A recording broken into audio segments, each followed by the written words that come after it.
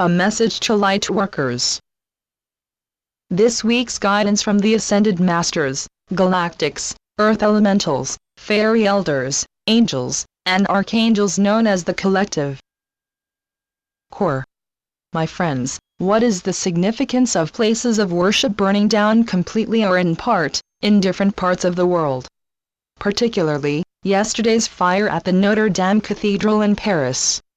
Millions of us wept as we saw that beautiful structure, which has such a strong presence and has stood for so long, being invaded by such a powerful destructive force.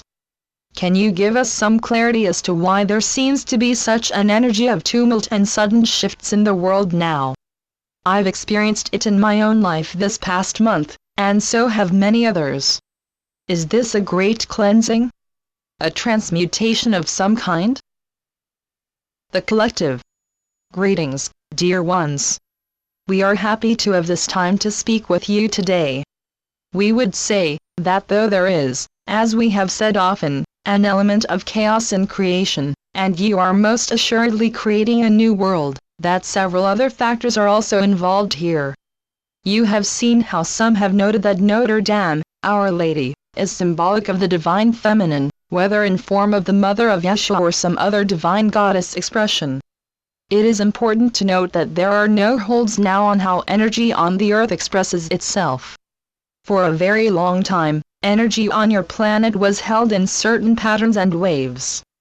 People would find it difficult to say or do or believe things that were in individual expression, and that varied from what their social class, religion, gender, or culture had been taught to believe. You have seen oppressive governments in some countries, where this is still attempted, a stranglehold on certain thoughts or behaviors. Except that in the earth eras we speak of, this influence was not obvious to the masses.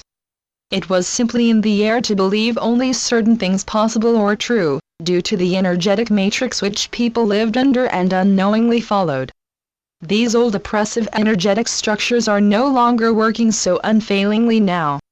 In fact, they are failing colossally.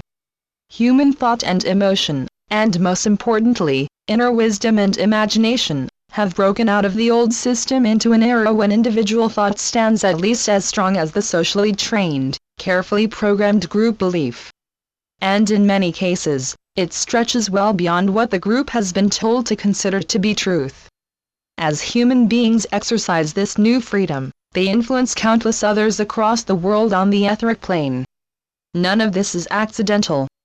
Humanity's own intention has pulled this planet from a place in the cosmos where ignorance and slavery were the norm to a place of individualism, authenticity, and sole purpose, a multiplicity of beliefs expressing as truth, and an expression of the honesty of the individual journey. You are awakening, in other words. You are no longer automatic puppets and slaves. And though that is a relief to know in some ways, it ushers in a very great shake-up on other levels. When you see institutions burning that have long symbolized the comfort of certain traditions, understand that much of that comfort is an inadvertent addiction to the cover of the old structure. Deep within the love you experience for a particular sacred space, is the drive to know yourself, to know the universe, in ways and at a depth you have never experienced while in a human body, or not experienced for millennia. That intent to know and revere the inner sanctuary cannot be destroyed, unless you choose such. In regards to Notre Dame, no one can harm your connection to Yeshua, to Mary Magdalene, to Mother Mary or the Apostles, or the Archangels. No one in that well-known story will turn from you or repudiate your desire to know them and to know yourself in the light of their story, though the old rules of religion may instruct you otherwise at times. Humankind is not only mostly unconsciously releasing its need for religion as a spiritual guide or resource. Humanity is overcoming and exceeding the limits of religion. It is breaking apart those strictures and boundaries that have not only kept your ideas and understanding small and confined and often erroneous, but forbidden you to ask certain questions and hold certain thoughts or images as possibilities.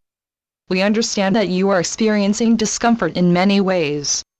The old order is exerting whatever influences, pulling whatever levers of control it still possesses now, in an all-out effort to keep people's vibrations low, their expectations small, their beliefs dim and gray.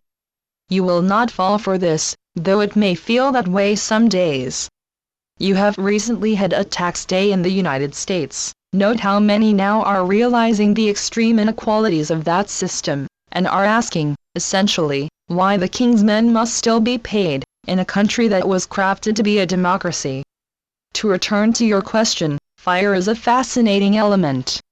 You have yourself witnessed its power to transmute and to clarify, in sweat lodge experiences, and in nature. The flames and heat intend not so much to harm as to promote a powerful energy that transmutes in many ways, and also purifies and clears that which has decided to return to the air, to pure etheric form. The timbers of that institution understood that, remember that there is life and consciousness in everything, and willingly gave themselves up to what was intended to be an emotionally wrenching event, yet what will turn out to be a cleansing and clarifying one. The medieval energies of that structure have been seeing the results of their era end and move on. Knowing it was time for them to do the same, they have released their earth form, and also returned to the ethers. It is time to release the energies of master and slave, of kings and lords and peasants, of the hierarchies that spelled misery for many millions for many centuries. As you witness the result of powerful shifts in astrological placements, you are also witnessing what is being birthed on your planet as a result of these crucial moments, and humanity's own decision to ascend. And so, we would say, do not fear these shifts and changes, however much of a shock they may be some days. Though events such as these are being used as a lever to intimidate, lower vibration, or bring feelings of disempowerment, you have noted, as you saw groups of people singing outside the edifice while it burned, that the opposite is true. You are not merely, with this great shift in consciousness, overcoming the hierarchical tyranny of several earth ages, dear ones, as great as that is. You are writing the way forward to a whole new moment for this planet, in which your voices sing not the one note pre-written for you, but the many harmonic notes you decided independently, before incarnating, to add to the collective celebration. This glorious combination of voices is now serving to break through the old paradigms of oppression, to bring you to new places of strength, grace, calm, and a centered sense of purpose. It is aiding you in awakening, to know and to remember why you are here. You will not celebrate every moment of this transition. There is much sadness in any form of letting go of the familiar, when that has been a comfort and a well-known pattern. Yet in the name of your freedom and ascension journey, you have decided on that very thing. And all of us in the higher realms and also here with you upon the earth rejoice to see your increasing forms of independence, your inner empowerment, and your outer. And your increasing knowing that you are completely loved and believed in, and guided at every moment. You have only to ask, to know that wisdom as your own.